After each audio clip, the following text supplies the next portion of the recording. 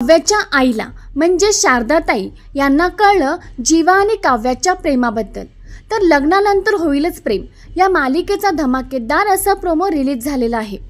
यामध्ये आपल्याला पाहायला मिळतं नंदिनी आणि काव्या या दोघीही मांडव परतनी या लग्नानंतरच्या रीती पूर्ण करण्यासाठी माहेरी आलेले असतात आणि संध्याकाळी जीवा आणि पार्थ या दोघींना न्यायला परत आलेले असतात. पण आता काव्या हे लग्न ॲक्सेप्टच करत नाही.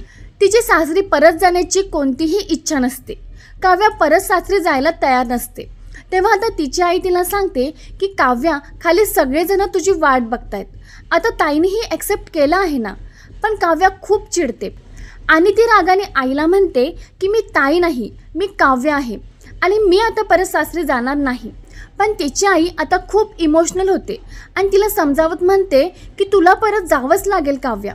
मी तुझी बॅग भरते आणि मग तिची बॅग भरण्यासाठी तिच्या कपाटातलं सामान काढायला लागतात. त्या बॅग काढत असताना त्यांच्या हातातून बॅगमधलं सामान खाली पडतं आणि त्या सामानामध्ये एक लॉकेट असतं ज्यामध्ये काव्या आणि जीवाचा फोटो असतो. आता शारदाताई या जीवा आणि काव्याचा फोटो असलेला ते लॉकेट बघतात आणि एकदमच शॉक होऊन जातात आणि त्या काव्याला म्हणतात की याचा अर्थ तुझा आणि जीवाचं एकमेकांवरती. तेव्हा आता काव्या रडत सांगते की हो,